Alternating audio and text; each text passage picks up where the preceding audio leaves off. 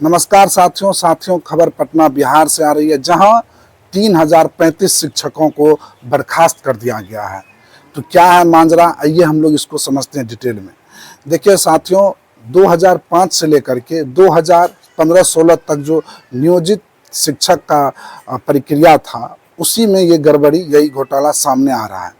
इसमें जो है कई अभ्यर्थी का डॉक्यूमेंट सही नहीं था और कई अभ्यर्थी डुप्लीकेट डॉक्यूमेंट के जरिए अपना टीचर का जॉब कर रहे थे।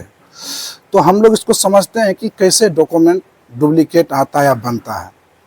तो जब कोई बच्चा डीएलएड या बीएड करता है, तो उस समय मान लीजिए किसी यूनिवर्सिटी में एडमिशन लिया या किसी कॉलेज में एडमिशन लिया, तो बच्चा खुद जाता नहीं है कॉलेज यूनिवर्सिटी, किसी मीडिएटर के थ्रू दूसरे स्टेट में एडमिशन ले लेते हैं। और उस बच्चे को पता भी नहीं है कि जिस कॉलेज में, जिस यूनिवर्सिटी में हम एडमिशन लें, क्या उसको मान्यता प्राप्त है या नहीं है। मान लीजिए कुछ बच्चे ऐसे होते हैं जो गूगल पे चेक कर लेते हैं, तो उनको लगता है कि गूगल पे देख लेता है, हाँ ये यूनिवर्सिटी है, तो मान लेते हैं कि हाँ ठीक ही होगा।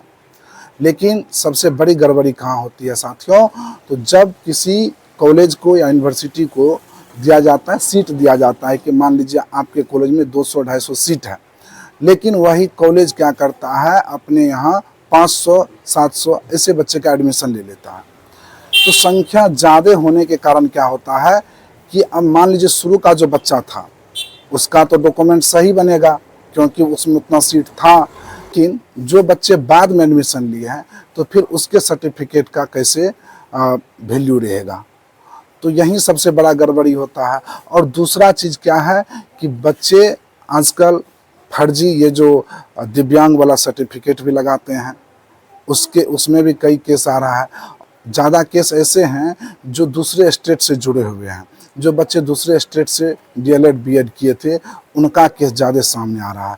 और सरकार ये बोल रही है कि जितना भी ये 3035 जो शिक्षक पाए गए हैं, बर्खास्त किए गए हैं, उनको सूद समेत रुपया वापस करना होगा।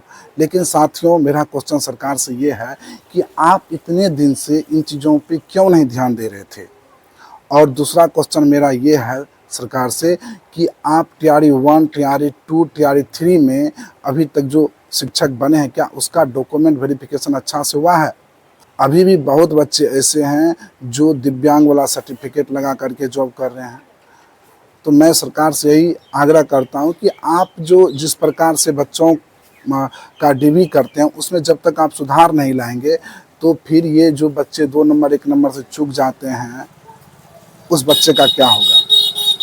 यदि सही मायने में सही से प्रक्रिया होता, तो जो 1-2 नंबर से बच्चे रह जाते हैं, कुछ नंबर के कारण नहीं हो पाता है, तो उस बच्चे का सिलेक्शन हो पाता, जो ओरिजिनल डॉक्यूमेंट मतलब जिसके पास होता, उसका सिलेक्शन होता।